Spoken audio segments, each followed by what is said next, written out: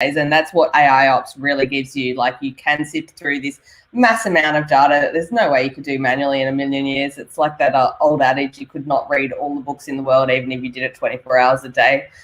Same with the amount of data that there is out there. And this is the competitive advantage for your organization. This does give you that business intelligence. So yeah, thanks for that response there, Greg.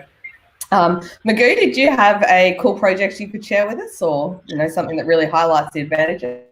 Yeah, so this was another one with the telco. Now this started a couple of years ago, before there was a lot of AI in the AIOps area, I guess, and it was basically using event data to try and reduce the number of alarms that there was. So someone had a KPI for getting some alarm reduction into their environment. Now, the target was pretty aggressive. It was up, somewhere above 70% alarm reduction within a period of time. Just using the event data alone, they were only able to achieve just on 40% alarm reduction. And that was just using the events that over the years they aggregated, correlated, and done all of this work and sort of physically removed a lot of alarms. And they got to a point where they said, we're not going to be able to make that 80% mark. So by being able to then inject all of the data that they were previously discarding, because that was the best practice back then, they were able to get further insights from this data by bringing it back in, correlating with performance and configuration, location, geographical, all of that, a lot of non-IT stuff. And it was only then by being able to ingest all of those different data sources, they were able to then start approaching the 80%. They still haven't quite got there with the 80% yet, but they're well on the way to getting up, above 70 to 80%. And I think that was one of the things, one of the points along, we're talking about the journeys that we've had to get to this stage. Chris and I, coming from, pre-PC days and all of that, it was always about, if it doesn't need an action, we don't need it. Get rid of the data. And now we're finding, with the capabilities that AIOps gives us, to re-look at all of that data that previously best practices said, discard, we don't need it, doesn't add any value. Now we're finding it's giving us some incredible insights to a lot of things that we probably were unable to explain because we discarded that data. So, and being able to use that sort of stuff in that project was sort of proof that, yeah, it does work. It does really add value. Stop discarding it. Yeah, I don't think anyone's chucking away data these days because it doesn't work. And also, I mean, storage has become cheaper and cheaper, so there's another reason for not throwing away any of your business intelligence there, isn't it? Which is awesome as well. I've never heard that comment from storage sales guys. Well, I can't comment on that. Finbar, did you have a use case that you could share with us? And we've actually got a question in the chat. Sorry, just before I hand to you, Finbar. Do you guys have in mind of bringing this to Africa soonest? I'm not sure if anyone can answer that or has any comment on that. I wasn't aware that it wasn't in Africa. I'm sure it is. I do know a good business partner in Africa if somebody can reach out. Okay, there we go. So Finbar may be able to help you there. And also I'll pass over to you for the question too. Any good use cases that you've had hands-on experience with, Finbar? Sure. So I think it's something that's, it's the future for a lot of teams, whether you're in the dev side or you're in the ops side. But I think some of the conversations I've had for many years now, where these two teams essentially come together, it's the end of a development cycle, and I said, well, how do we monitor this thing? What does it look like? I need you to give me a checklist. If X, then Y. If deterministically, how do I monitor this? And often developers say, well, I'm not really that. I haven't thought about it in that way. So having it now say, well, now just ingest the logs, be more verbose in the logs. Here are the alarms. And you're learning the behavior outside of that. That is changing those conversations for us. It's making everybody less afraid of change. I mean, operations guys hate change. It's like the running joke, right? They never want to change anything. So taking away from that fear is they tried to get rid of it by just making it DevOps and making the dev guys the operations guys, but I'm not sure how well that's working. I know. I mean, I love DevOps, so let's not get into that argument, shall we? The old Dev versus Ops guys. We're all adults. We can all work together, right? That's where we need the Triceratops. That's the next thing coming. IBM's going to be bringing it out anytime now, Ben. Back from the dead. I'd throw security to the mix with DevOps there as well. DevSecOps. SecOps. So different views of the same data. Yeah, for sure. So Greg, did you have a use case you wanted to share with us that really highlights how valuable AIOps has become? Yeah, I mean, I probably should have kept my mouth shut, shouldn't I? For myself. Never. We don't encourage that here. Yeah. Look, as I said before, it's just it's impossible to keep up with the volume of data. Traditionally, people have segregated roles, right? So we have operations teams, we have development teams, we have security teams. Developers are developing the code and developing the platforms that hand over to the operations teams to maintain and look after. Security are covering both sides of things, trying to put in a bit of governance on keeping the developers under control and honest. And the operations guys are always love the security guys about how difficult it makes their lives. But then ultimately, when it comes down to it, all that information, once a platform is live and running, there's three different perspectives of the same environment or the same service. And it could be being impacted from a development change. It could be impacted by an operational thing like an infrastructure outage or a change that went wrong. It could be impacted by some security breach, some cyber activity, cybersecurity activity, and just being able to use AI to again look at all that data and augment it so that it gives you insights for particular users or particular operators, so a SecOps person or a DevOps person, so that they can respond to that data. I think that's key, and that's going to become more and more important, especially as we've seen how much cybercrime has actually increased. Whether it's more in the media I'm not sure, but it's certainly been a lot more active that I've been seeing this year. So. Yeah, some really great use cases, especially in crime follow-up and insurance. And someone shared in the chat that they're working with a bank in Europe to look specifically at implementing AIOps based on trouble ticketing, so incident information. If there's new tickets, have similar tickets happen, how are they resolved?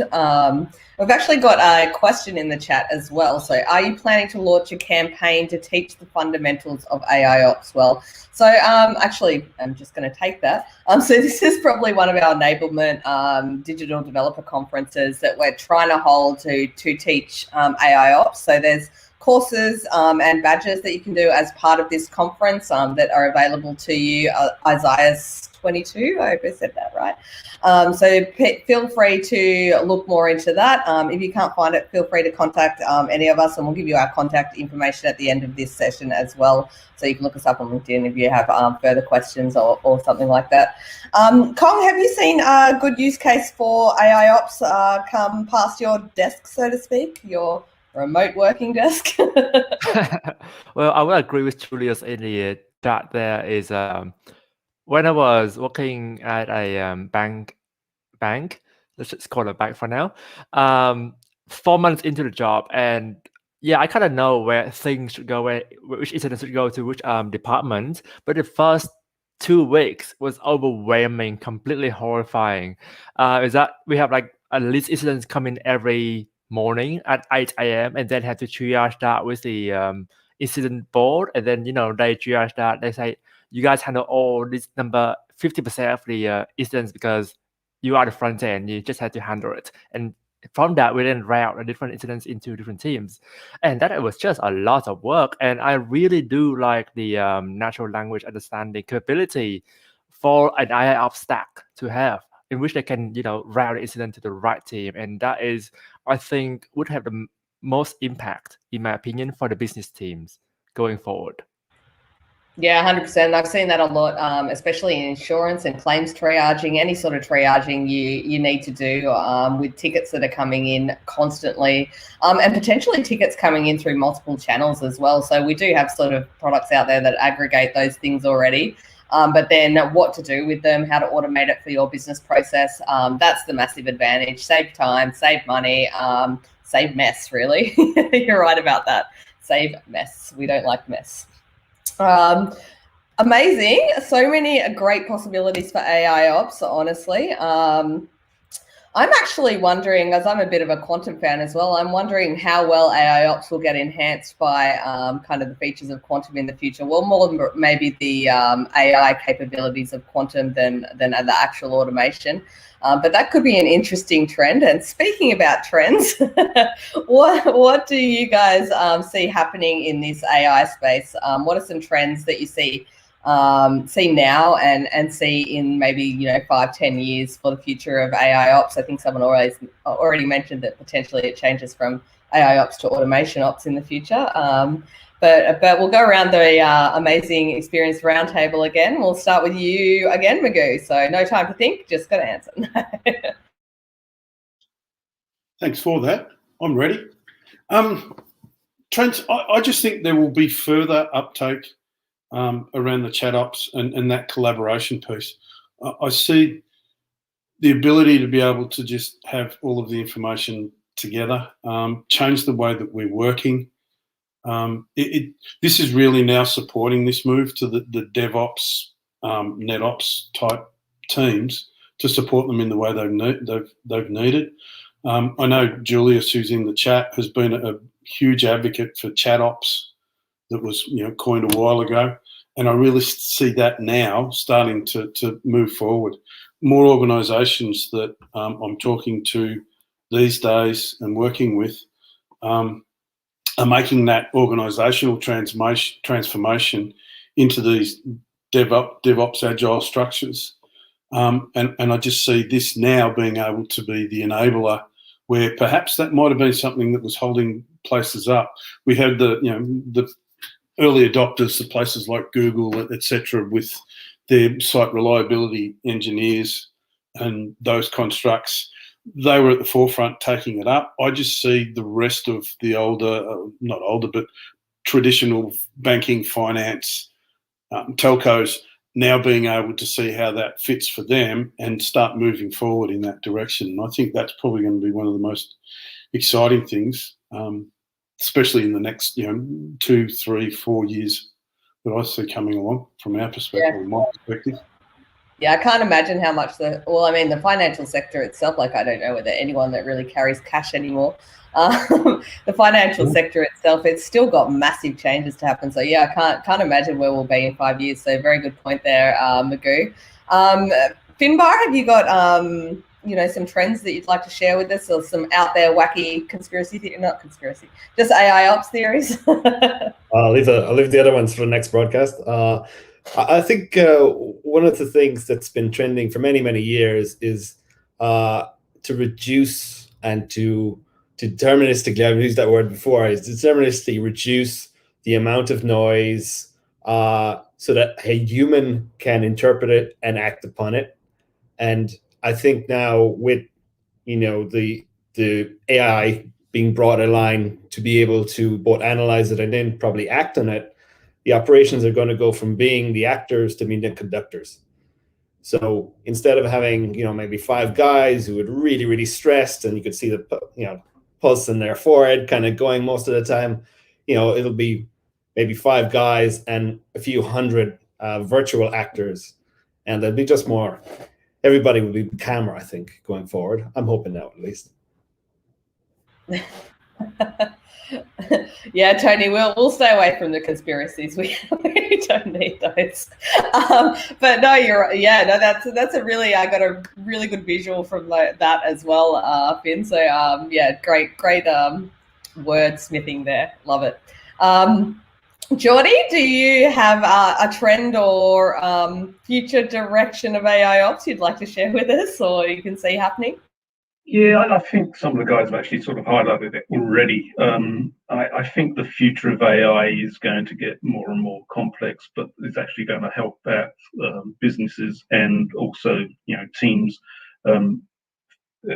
People just said about SREs. I mean, a couple of years ago, we didn't really have a thing called an SRE.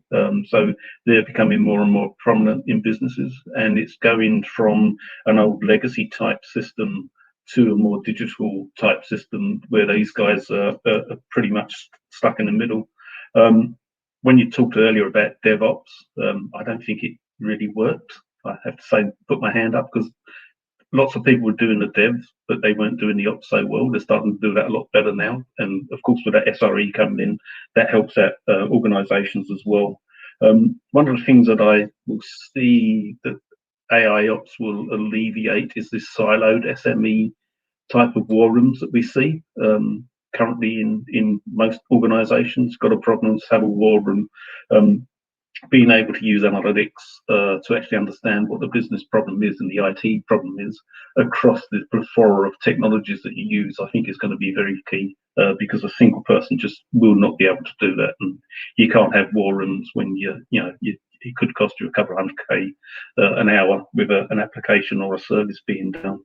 So yeah, I think that you'll see more and more of AI into IT, where it then, as someone's already brought out, it does that closed loop assurance. It finds a problem and it goes back and does the fix for you automatically with automation.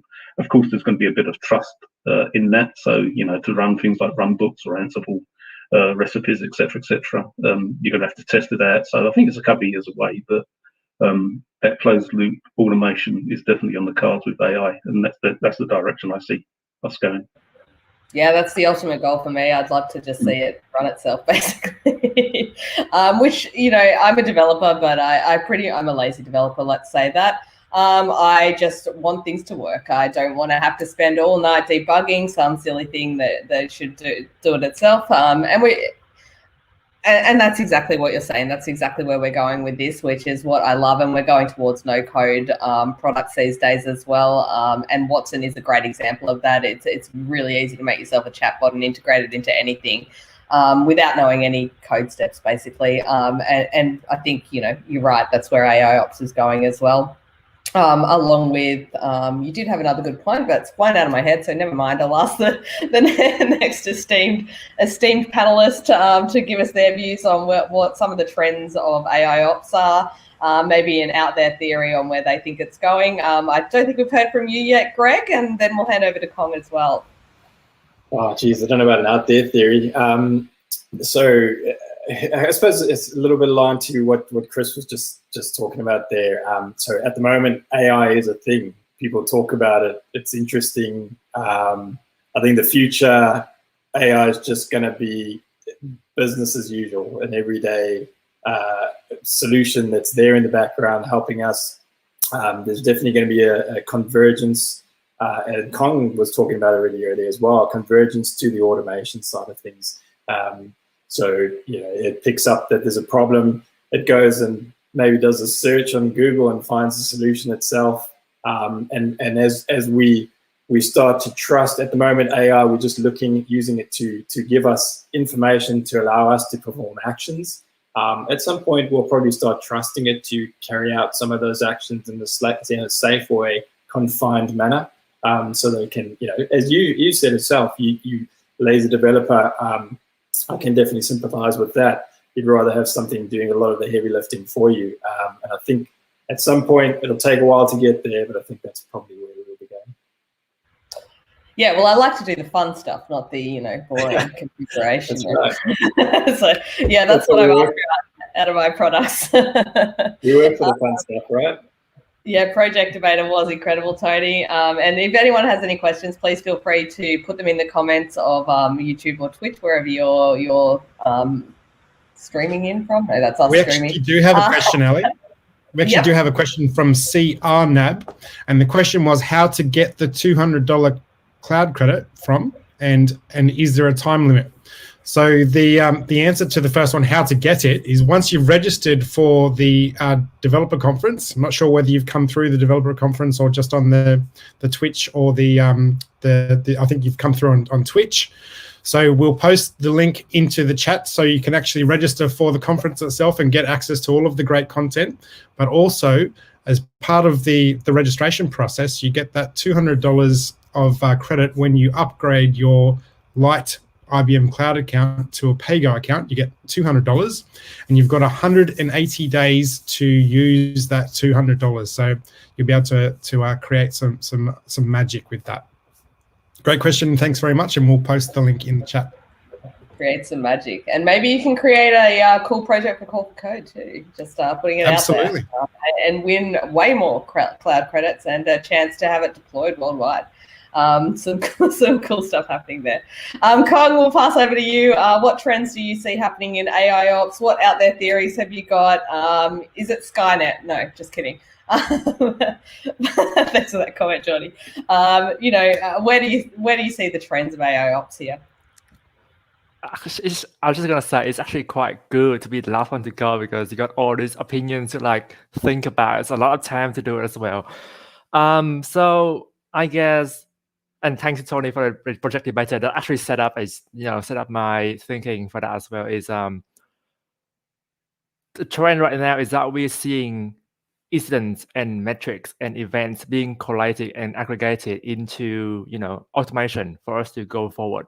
But if we think about maybe 20 years from now, and we do have the research backing up from the 2000s and progressively moving slowly forward to that stage, is natural language generation, where you have the computer tell you exactly what you need to do. Or maybe just the TV show Star Trek or The Expanse, how when the doctors, they put a sample of soy onto the table and they have a computer analyze this for me. And then the computer say, this soy samples contain X amount of manure. Bad example? Well, good example enough. But so that is the kind of, I think, where the industry might move towards, is that we have all these metrics, and instead of running, it does run the automation in the background, but also it automatically tell you based on rules or based on ontologies or based on knowledge graph, it tells you exactly what is going on. And that would add up to the trust in the AI and the explainability of the system that some of the other panel speakers were mentioning earlier. And I think we can actually achieve that. And even outside of IBM, there's been papers released by the Hugging Face company where they talk about how they can go from RDF triples or R triples for the ontology and knowledge graph to text. And as we move towards that field where we have the ontology of the applications, of the services, built across multiple clouds, for example, using multi-cloud manager for one, how do you go from that, catching knowledge, and yes, IoT as well, to, able to say succinctly to the developers or to the business, to the line of business, what is going on behind the scene without them having to go into the system and then read the logs. Yeah, 100% think that's definitely possible, especially with the advancement of, neural networks and how far they've come in the last few years. It's kind of crazy how far we've really come in machine learning and enabling computers to put together things in almost a creative way, the way that humans do it, almost. No, robots are not going to take over the world. Don't buy into that theory. Better. Oh, they are. Hang on, we've got an argument here. No, just kidding. The robot dance is going to, though. I think you might be 20 years too late for that trend. Sorry, Ben. I did want to pose an off-script question. It's always really interesting to sort of track the evolution of products and sort of see what part is sort of internal development and there's typically with large products acquisitions along the way, and we know that IBM has been on a bit of an acquisition feast lately, and one of the most recent is Instana, which is actually one of the great teams and offerings that has made up part of what's an AIOps. So just wondering whether any of the team have had any experience, have had a bit of a look. I know Kong's got under the covers. I'm wondering whether any of the other team have had a good look at Instana and might have some insights. I've had a bit of a play with it. I must admit, just an overview of what it can do, etc. It looks quite an interesting tool, I must admit. As you said already, Ben, it's going to go into the what's an AIOps cloud pack. It's like, yeah, from what I've seen, and I'm not going to say I'm an expert by any means, it just does that observability near real time for what's happening with your new infrastructure. Be it containers and pods, etc., but also can have a look at what I would call like legacy applications to a degree. And as you know, IBM is starting to add some capability into the older legacy stuff through Instana. I think it's looking pretty cool. Also, just having that ability to see those microservices, we've had it already, where you can just see a topological view of how microservices interact with each other and how they're performing is pretty cool from what I've seen so far. Yeah, I think it is actually helping fill what I probably saw as a gap in what was happening with the observability side of it. So being able to have a look at that topology was pretty good. And just as a bit of a segue from that question, there's a fantastic user community that's started up recently by 3 or 4 awesome blokes, maybe on this call. The ANZ AIOps and management user community. Jump on, have a look. It's a great resource. We're really trying to get this fired up again and get users in there to do it. You mentioned about the acquisitions and the changes that have gone along the way. Greg actually pulled together quite a detailed deck, which started way back with the acquisition of NetView and Tivoli and Sentry, monitoring, dog endpoints, all of that sort of stuff, and came all the way through to where we are now to show the journey along the way. It was quite, I'd forgotten a lot of the products there, but just if you want to go off and have a little history lesson, it's quite a good one to jump on. But please, if you're listening or watching, jump on and become part of the user community and see if we can make that a big, vibrant success and everyone can really get some value out of it. Maybe I think on top of that, there's also like lots of webinars on products and directions. So you can get yourself a brown paper bag and have a lunch break and just see a webinar, AIOps, our journey, Instana, etc., etc. It is IBM focused because it's an IBM community, but there's some really good insights in there. I would say. Sorry, Ben. No, I was just going to suggest maybe Magoo or someone could post the link to that user group for everyone to join. Yep. I think as well, just to chip in on that Instana one, I think the one of the things I haven't delved in very deeply to it, but one of the things it brings to the table is adding in, the end user experience. So I think, in terms of tracing, I think a lot of operations guys have spent many years looking at how the infrastructure and the application metrics are working. I guess it's like everything looks green here, but ultimately the person using the service is having a terrible time. So bringing in those kind of user metrics as well is going to just allow, as well as AIOps, you're now bringing in anomaly in terms of the user experience and tying that back to everything you already knew or thought you knew. So I think that's really one of a really good use case and a benefit of products like Instana and that acquisition. I think the plus side of it also is it's a single agent with that configuration, or majority of the stuff is no configuration. So you just sort of plonk the agent on a particular server and it goes out there and looks at what you're actually utilizing and pulls down the code it needs to monitor that. So I think Greg was going to say something then. Was I? No, I wasn't. But sorry. I thought Chris cut you off. No, that's quite all right. Yeah.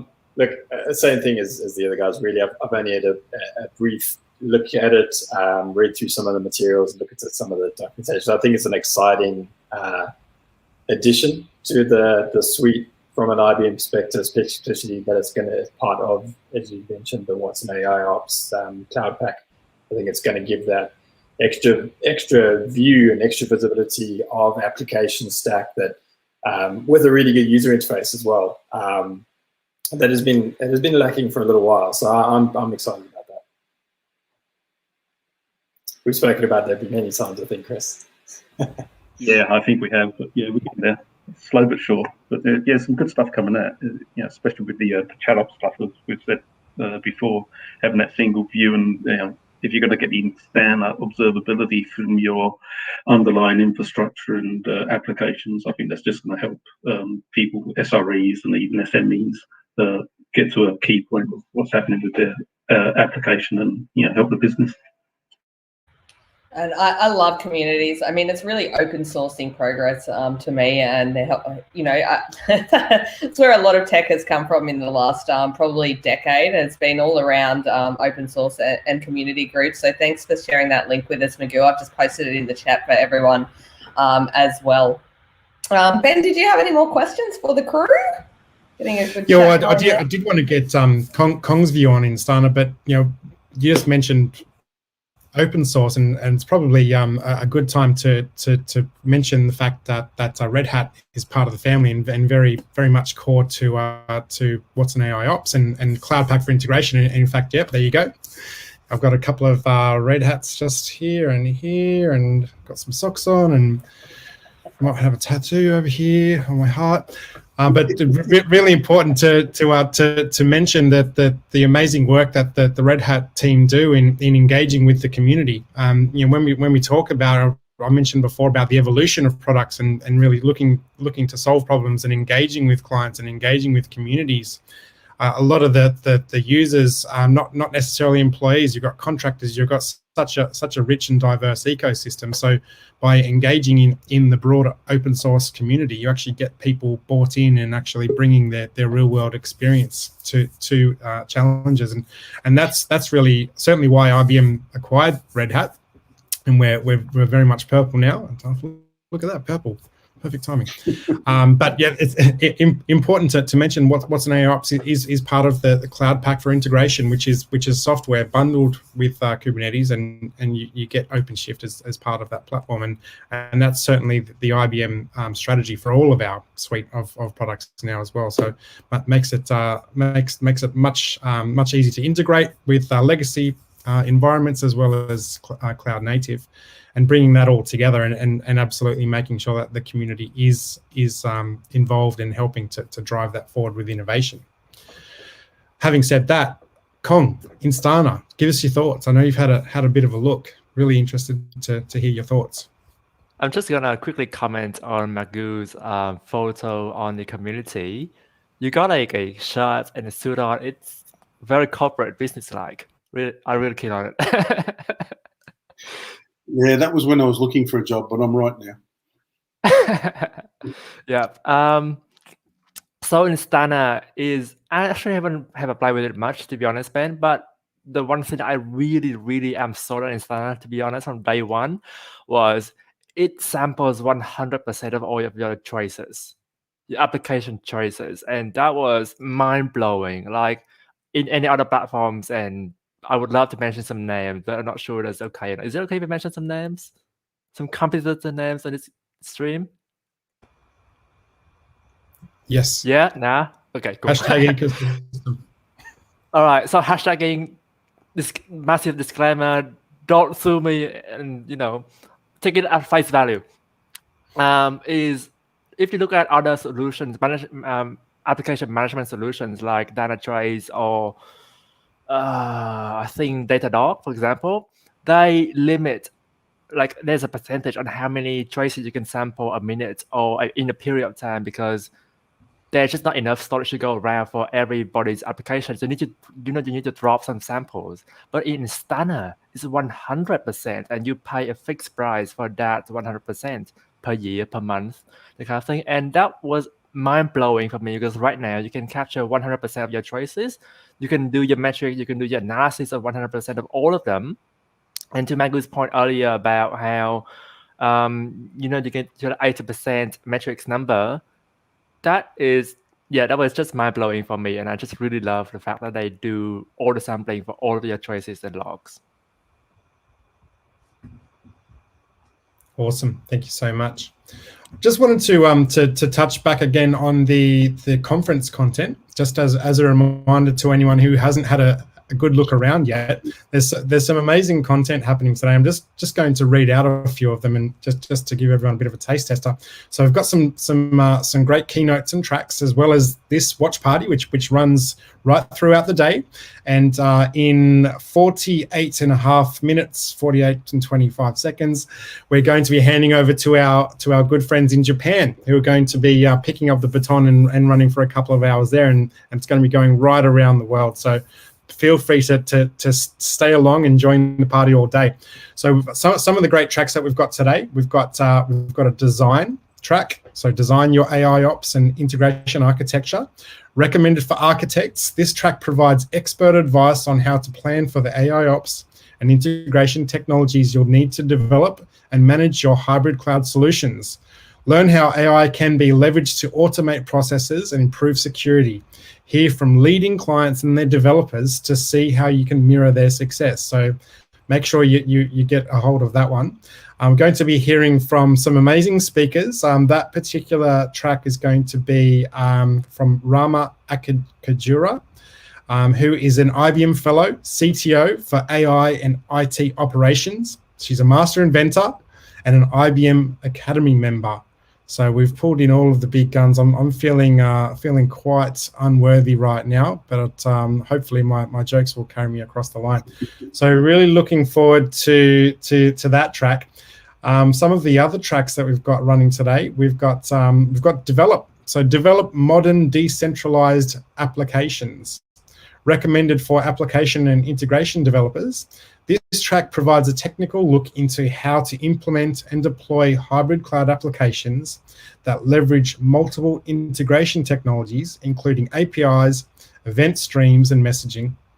Address operational and development lifestyle aspects of your applications, such as CI/CD, security and governance, and how to utilize AI and operational data to automate test and development. So lots of great content here as well.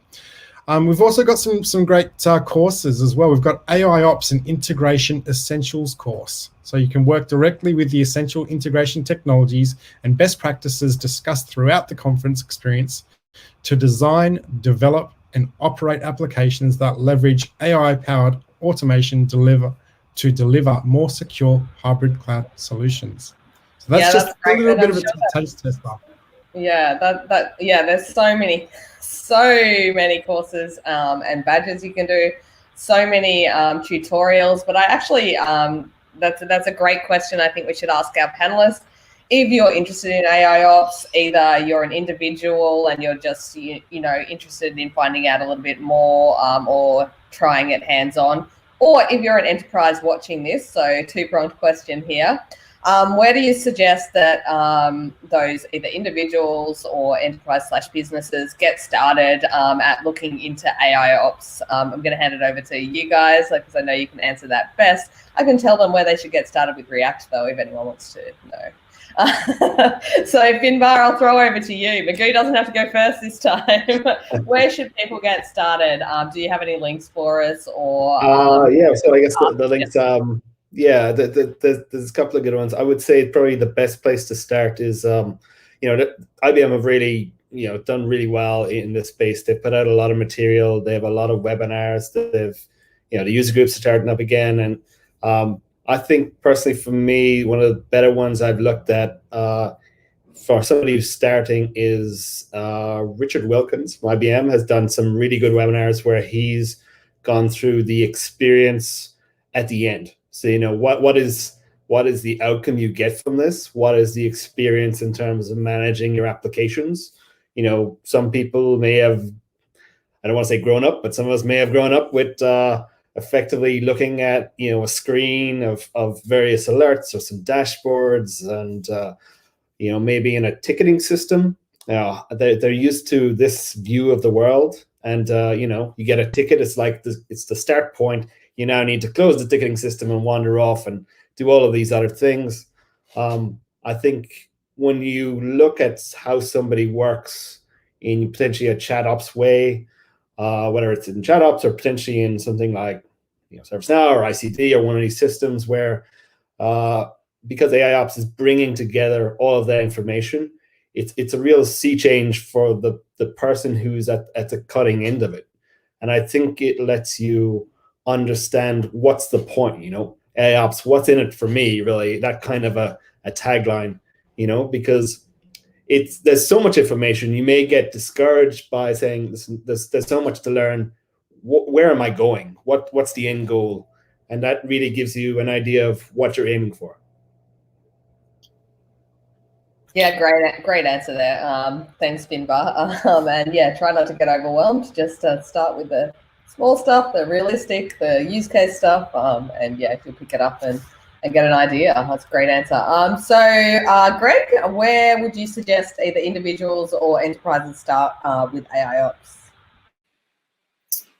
If you're looking at from the OEM perspective, as Finbar mentioned, YouTube.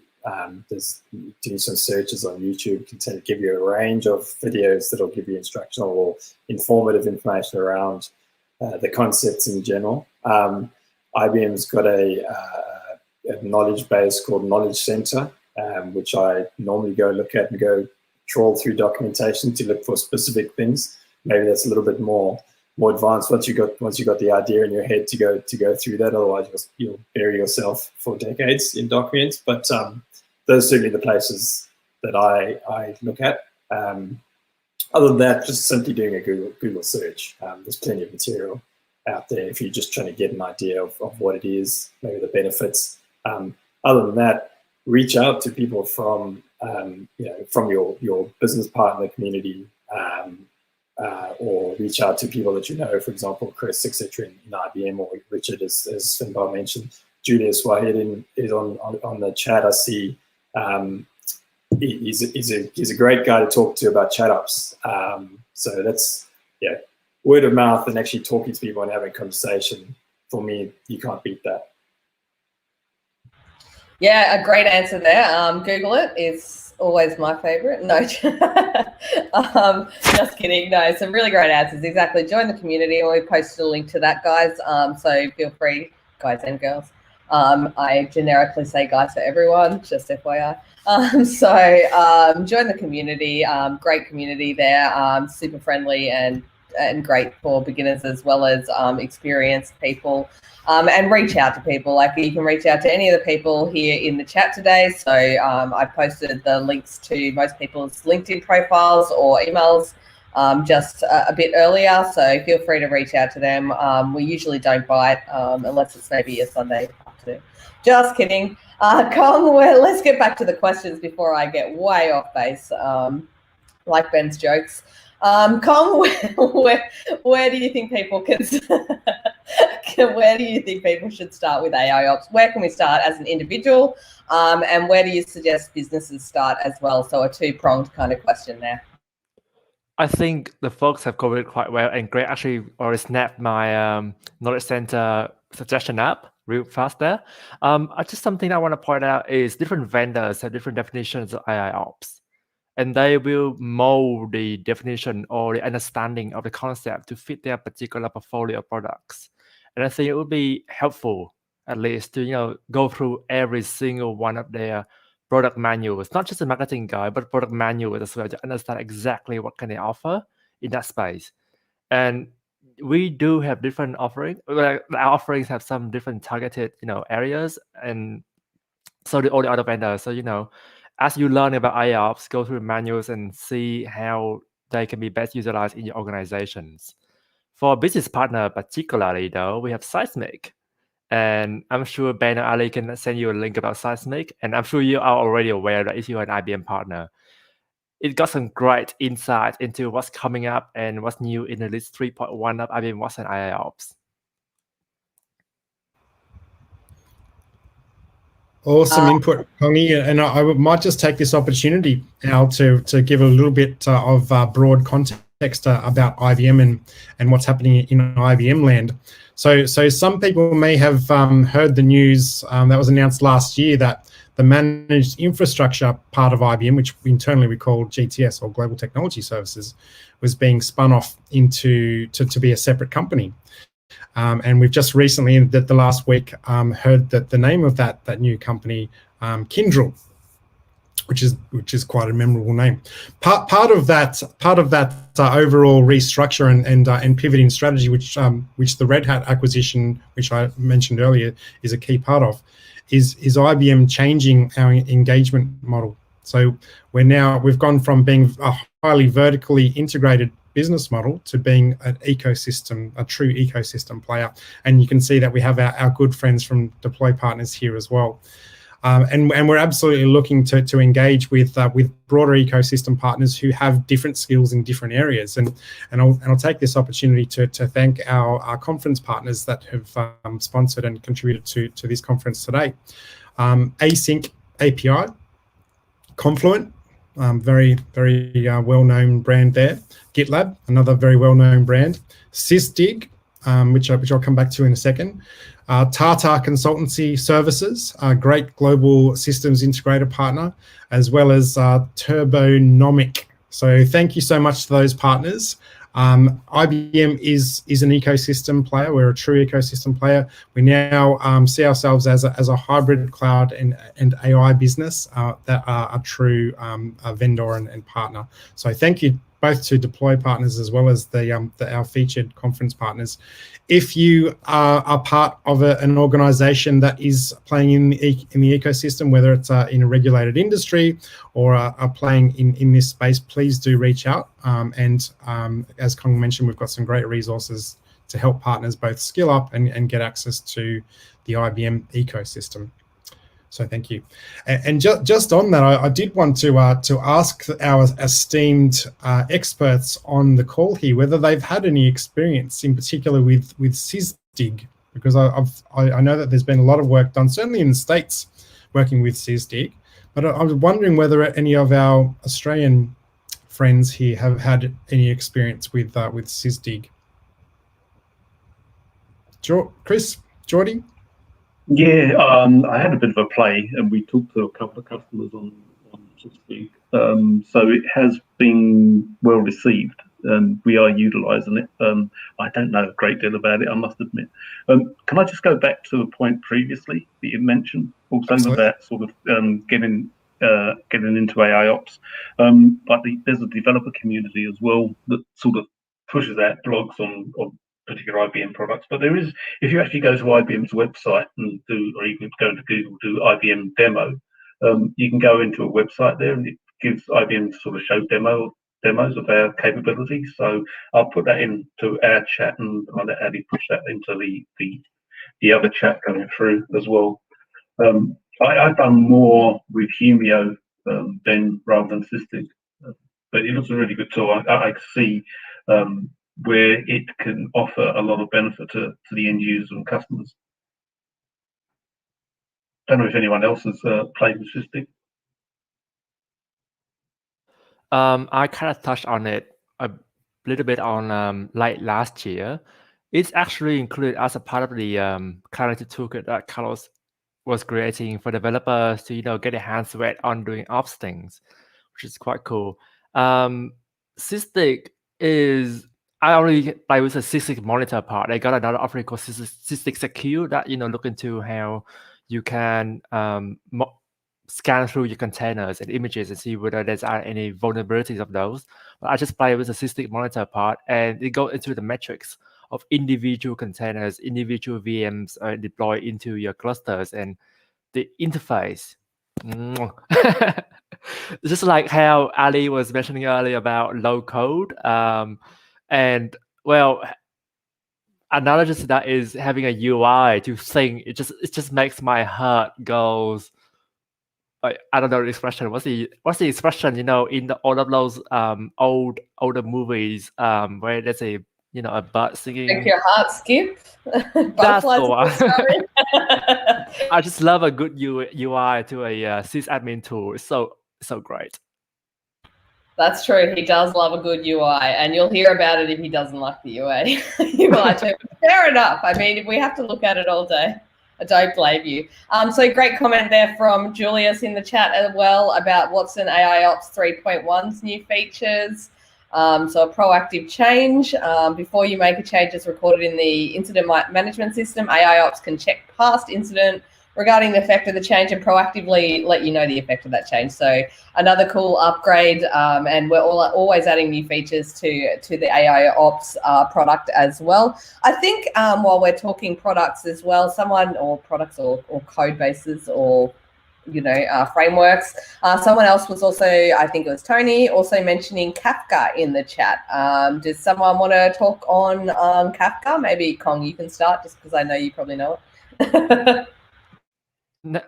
Funny you mention it. If you go through the WhatsApp AIOps documentation on Knowledge Center, which I'm gonna put a link soon in the chat, after I finish this spiel, is that they actually use Kafka to send events to the chat ops front end. So where you have your service now, your backend integration, it streams directly to your front end. When I say front end, I mean like Slack channels or Microsoft Teams or whatnot, directly with high-speed data. It's just really cool. Yeah, similarly to the metric part of the AIOps platform, you can get a metric-based stream out of Kafka from your metric-based performance management tool, whatever that may be, integrated to that to feed the data.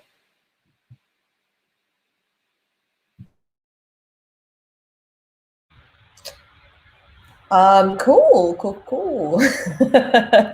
Just kidding. I'm not as cool as the I've forgotten the name of the show temporarily. Like your heart skipping a beat, isn't it? Anyway.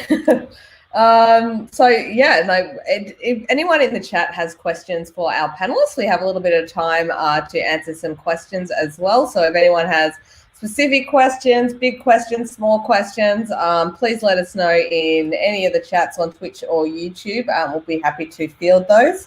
Otherwise, I'm just going to ask a random question, and that is, actually, I think we didn't get to, Magoo, how you would start out in AIOps as an individual. I think we kind of missed a couple of people on that question. So, I think you had a good idea for that. So I'm going to throw back to you, circle back to that.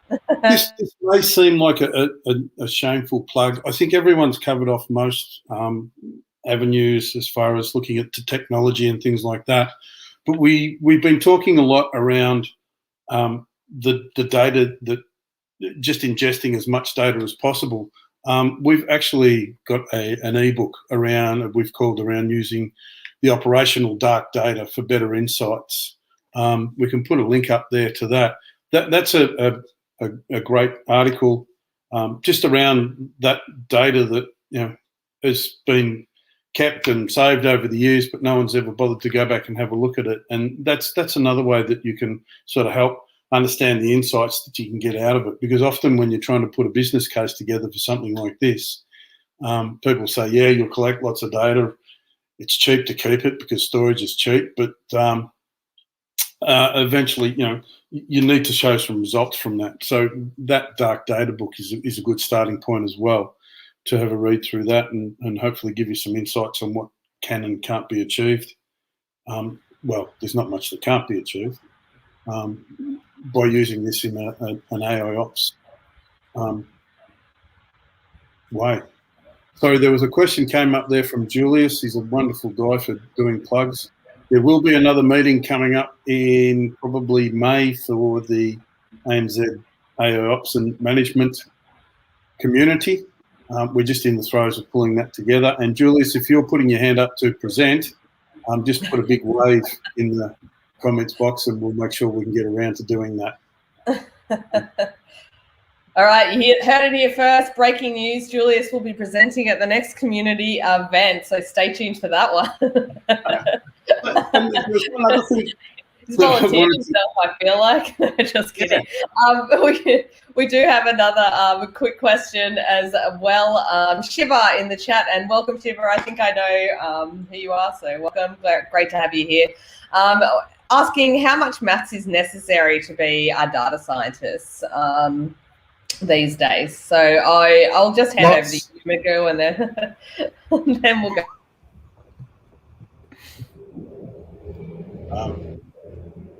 A ton of it. A lot. Yeah. I'm not a data scientist and not going to go anywhere near that one, I'm afraid. Yeah. Does anyone want to have a crack at this one? I would take a crack at this. I suppose one of the things that's really come up over the last 5 years, as soon as people want to use AI, and there's been a real democratization of AI, and it's like another tool in your toolkit now. Whereas previously, let's say 4 or 5 years ago, people would have hired 20 grads in data science and really would have gone down the whole, I don't know, gradient descent or linear regression or whatever the latest flavor was in neural networks and all of these things, deep learning, and probably spend 5 years and never really get a tangible outcome. And I've seen this happen many, many times. And I think we're now at the phase where companies can leverage the outcome of data science and even the technology of data science without hiring the data scientists. So unless you want to become a data scientist for fun, I'm not sure if that's a thing, I would say it's possible now to leverage that without getting down into the road of data science. That being said, there's obviously cloud packs for data and that whole thing. But in terms of to get the results from an operations point of view, I don't think it's necessary to become that data scientist. So I think I'd agree with you there, Finbar. I think the answer to that question is as much or as little as you want to know, because you're right, there is so many products out there that will basically do it for you. If you want to implement something new and novel, basically you're doing a research project and you love maths, then I think your skills are still going to be very future-proof. That's my opinion on it. And maths is the language of the world anyway. That's also my opinion. There's also IBM courses to get into data science. So 100%. We've got a lot of badges and courses that will get you started on that. So if you are interested in that side of things, please check out some of those or contact us and we can share more with you. Next question, in the security project, someone's interested in how to implement all AIOps technology. He wants to learn more and how would they get to that point? Does anyone want to... I think, Greg, you were talking about security a bit earlier. Is this a question you could field? Oh, look, I suppose to a degree. So AIOps has got it's like old Shrek with his onions. There's many layers, right? So you've got to start somewhere. If you're looking at it from a security perspective, it depends on what platforms you have available to you from a security perspective. Essentially, what you'd be doing is you're going to be putting the AI part of the operations on top of that, and not necessarily all of the bells and whistles of the operations side for the security purposes. Where you would learn about it, again, looking back to the YouTube videos, reaching out to IBM team or your business partners that can help point you to the right documentation or even have that verbal conversation to understand exactly what it is you're looking to achieve. It's going to probably give you a good shortcut to what you're after. The Knowledge Center, again, is a good resource. And that I think someone put out a link to the demo library. Have a look at some of those demos.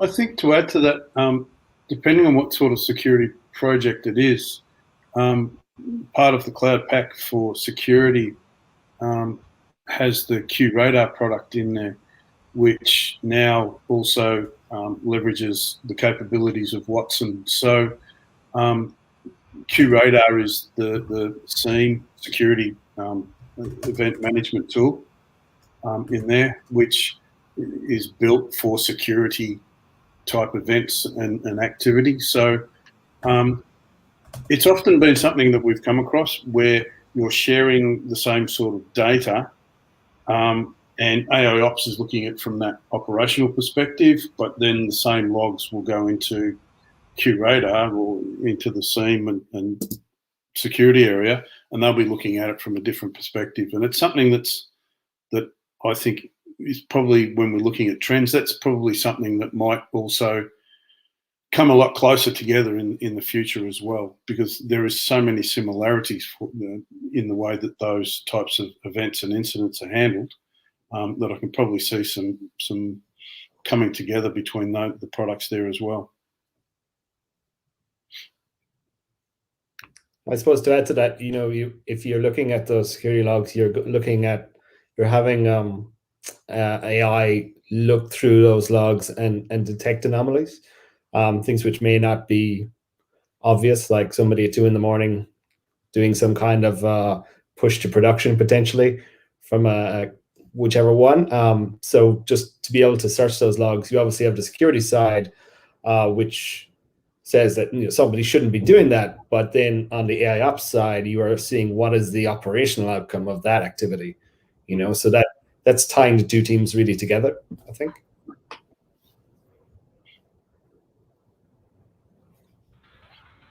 Yeah, great answers there. Hopefully you've got some really good places to start there, Isaiah. And thank you for the question. We appreciate you tuning in and sharing what you're looking to learn from these things. That's what helps us make these enablement sessions better. I know Tony said he's almost 50 and he's thankful for open source and IBM. Thanks, Tony. We're glad to have you here. Like I said, learning keeps us young and you're never too old to learn. So keep going there. We had another quick question, I think, in the chat about, I know this one was from Shiva, just scrolling back through the chat to find it. There we go. How can we develop computational thinking skills? Which platform is best for it? Has anyone got any thoughts on this question that they can share with Shiva? That's a floodgate of a question. Have a crack at it anyway, Cog.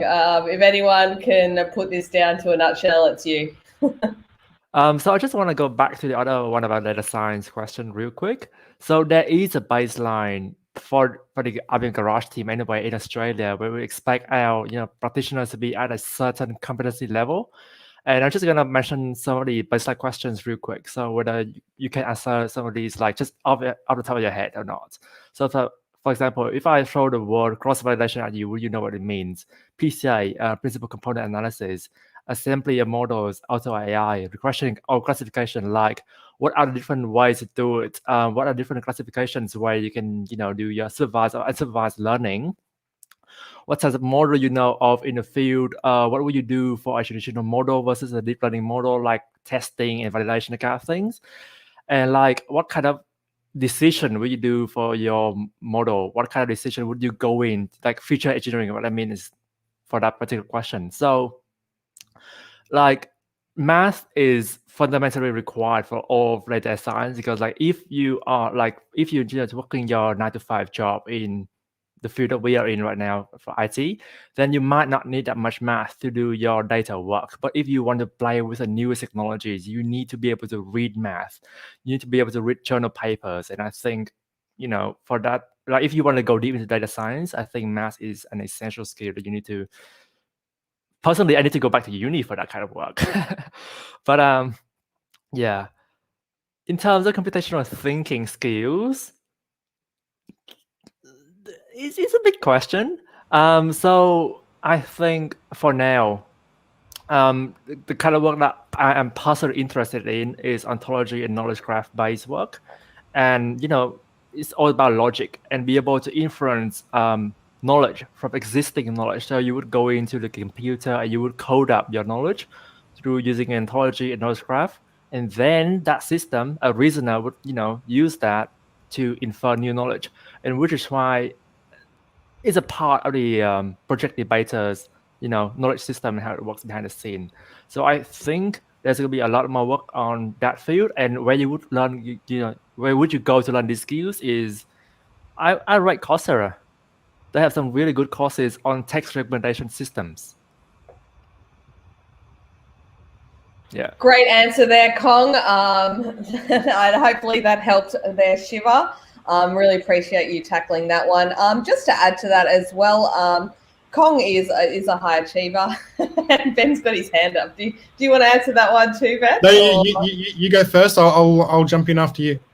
But I do agree. I think some of the best ways to learn, if you don't want to go hard on the maths, there's plenty of products out there for that. But having a baseline understanding, 100%, you probably want that. But you'll also gather that through experience. So being part of these community events, you're already ahead just doing that, and you'll build these skills as you keep doing it, as you try it, as you go to more events, as you learn more. That's how you build these kind of skills and understandings. And I'll let you answer too, Ben. Thank you. So I've got a few thoughts on this one. So I guess there's your definition of computational thinking is something that could be explored. But first of all, I'll give another plug for one of the freebies on the conference. Everyone who has registered for the conference gets free access to an edX course, Intro to Cloud Computing. So there's part of the answer to that one there. Now, I'll give a little bit of further give some of my thoughts around computational thinking and the types of learning and skills and experience that can help you with computational thinking. And I'll actually reflect a little bit as a hiring manager on someone like Kong. So Kong is one of our top engineers and developers. He's actually an electrical engineer by trade. So not necessarily, he didn't do computer science at university, but because he understands the electronics and the electrical. Kong, don't cut me off here and correct me. Just let me tell my story. Because he understands the electrical side of the way that computers work, he has a really in-depth knowledge in how the process works in the binary process, and therefore the language and hardware, how hardware and software interact and sensors and everything in the world around us. He's a little bit like Neo. He sees the world in binary. So, and when I look at a number of our top technologists and people who you may describe as having great computational thinking, they do come from very diverse backgrounds, very diverse education. Absolutely essential to make sure that you do have a good foundation of things like maths, and I say that with and without my dad hat on. I certainly tell that to my kids. You've got to have a good foundation of maths, but things like engineering, mechanics, these are all important things. Certainly when we think about traditional computing, understanding binary and electronics and electrical stuff is really important. But as certainly as Ali will attest to, we're moving into the future, things like quantum computing, then things like physics start to become very, very important when you're thinking about the fact that you go beyond binary to a state where it not only can be a 0 or a 1, it can actually be both of those things at the same time, or none of those things, and just getting your head around what that actually means. You can see that traditional thinking doesn't actually help you in that future state. So absolutely having an understanding of maths, engineering, science, those types of concepts. Also really happy to be part of the AIIA Digital Skills Pan. I'm an active member of that, and we're constantly looking at ways to help to improve the digital skills in Australia. We do have some challenges. We've got some massive skill shortages, and some of the ideas that we're tossing around are things like technology apprenticeships, which I think would be something that could be of great benefit to the Australian economy moving forward. But we are constantly looking at different education programs. There's a lot of talk about micro-credentialing, so adding on those little bits and pieces to help to build out your own skill set. But for computational thinking, just be an active learner.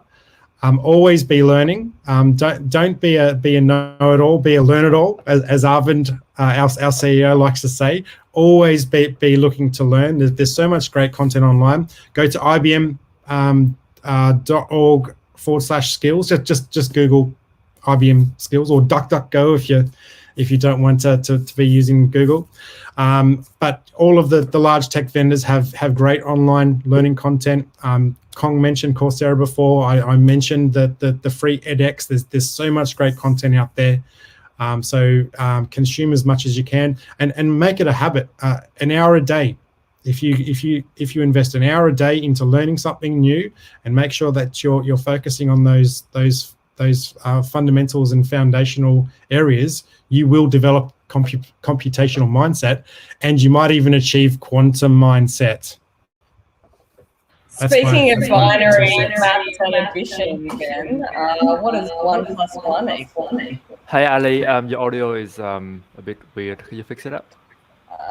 I'm not sure why. Maybe I've got audio on in more than one place. But for now, what does 1 + 1 equal? Which place are we talking about? In binary, I'll start with 2. Obviously, come on, can't you? There's always that trick question, isn't there? Everyone's going like, I mean, speaking of bad jokes, come on, guys, come on. No, 100%. I just posted a link up there to ibmskills.com, and thanks for sharing that with it as well, Ben. Really appreciate that.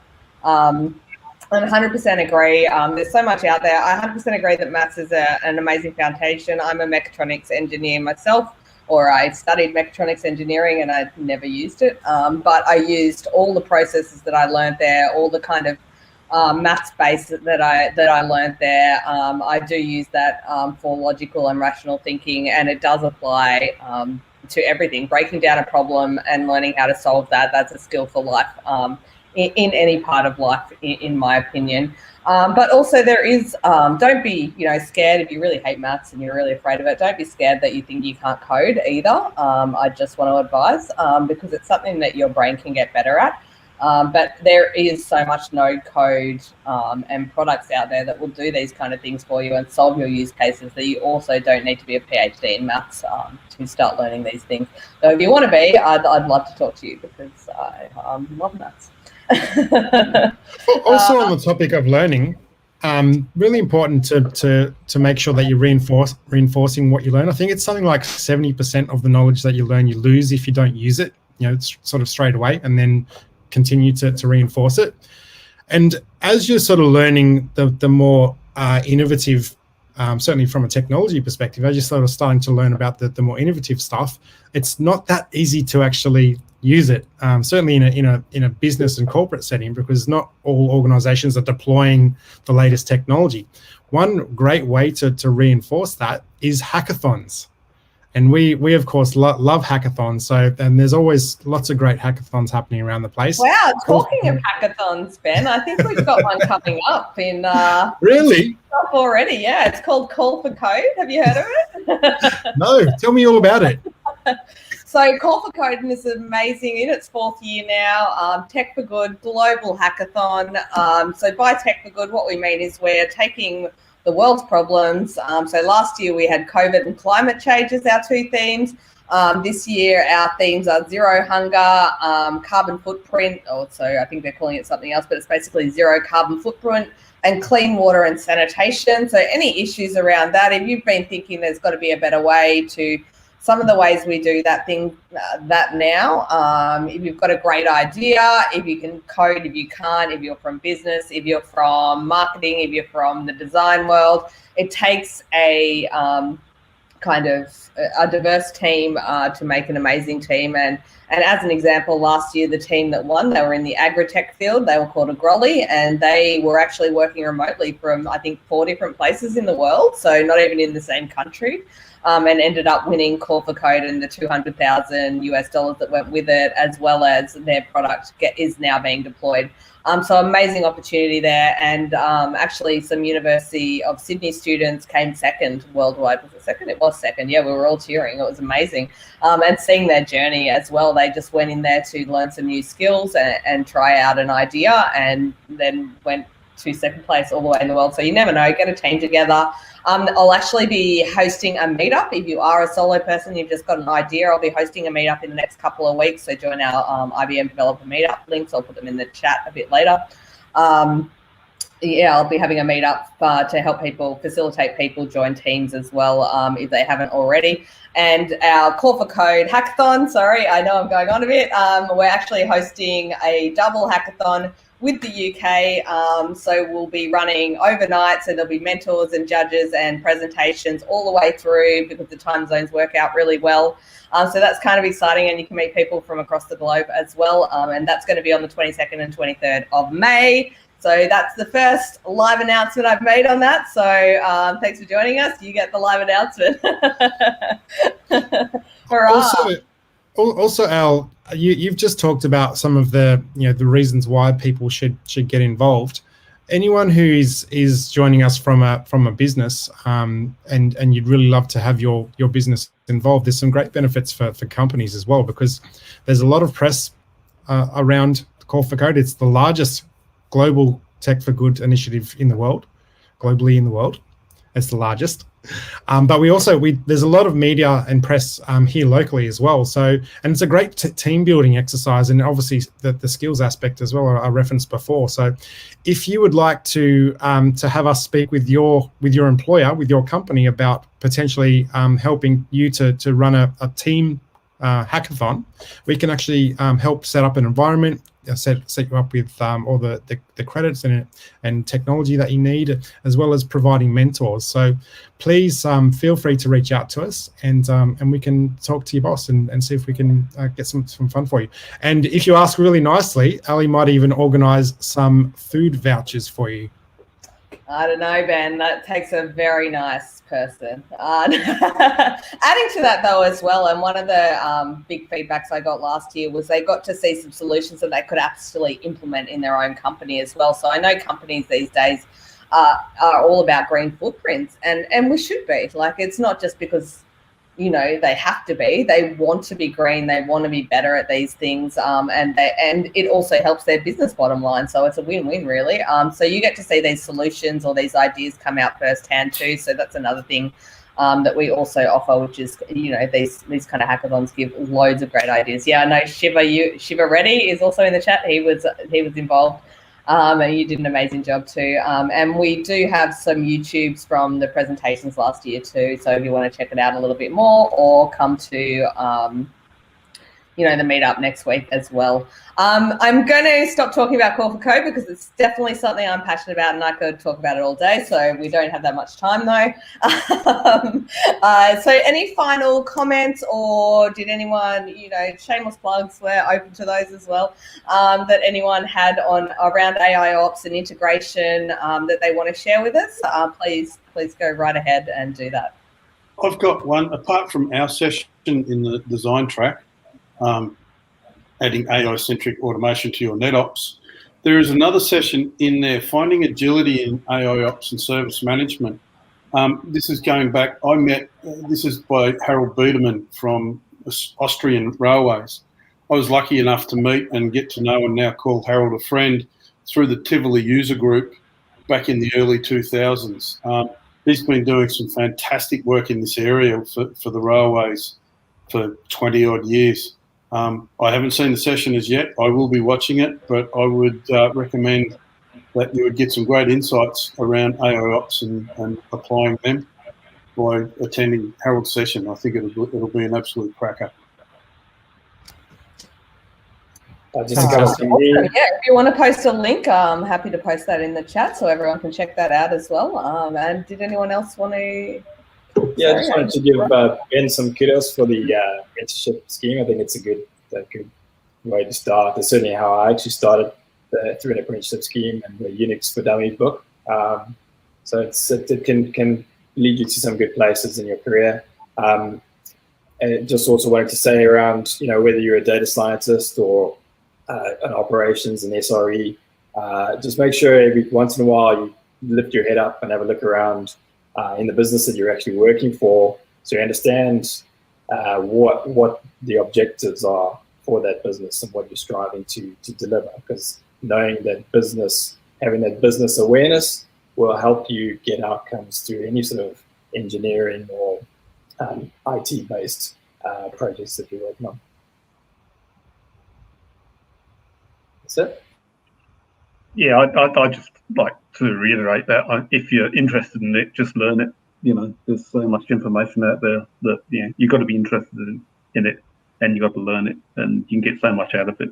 I think the amount of people that sort of, not knocking universities, but by the time you go to university, they teach you how to learn. But some of the subjects, especially in IT, is out of date by the time you actually hit the workforce. So yeah, keep your skills up to date. Never forget to learn is what I would add on to that. Always be learning. Always be curious, always be learning. Keeps you young. Love it. So we've got 5 minutes left, and we're going to be handing over to our esteemed colleagues in Japan. So wanted to thank our esteemed panel and friends. Thank you so much for coming and sharing this couple of hours with us. Thank you for putting up with my really bad jokes. Hopefully, developer Steve has managed to catch some of this tube, and he'll be really proud of me. Any final parting comments? Any further content in the conference that you'd like to call out? Anyone? No one answers. Sorry, go on, Mike. I was just going to say there is one session in the develop around Kafka and event streaming. So I know that came up before. So that might be a good one to answer the questions that were or thoughts around that. But I would just like to thank Ren and Ali for hosting this session. You've done a great job to pull this all together, and yeah, hopefully we've added some good content for everyone. And thanks to everyone for taking the time to listen to us warble on. Massive thanks to our panelists as well. I definitely know more about AIOps now, so really appreciate that. Thank you to everyone that tuned in as well and had great questions for the panelists and great contributions to the chat as well. Amazing job. Most of the IBM developer comments there were from me, so apologies if I got anything wrong there. But again, thank you so much for joining us, and we hope to see you all soon, and enjoy the rest of this global conference too, because it's on all day. So Japan's joining next, plenty of other events and courses and badges to check out, as Ben mentioned as well. But otherwise, I think we'll leave it there. We're gonna go offline now, and I'm going to go get a cup of tea. And thank you so much, everyone. And we're going to be on a short break, and then you're going to be joined by our good friends in Japan. So, yeah. So thank you very much. Again, thank you, panelists. And everyone. Enjoy your hard tea, Ollie. Bye-bye. Alrighty.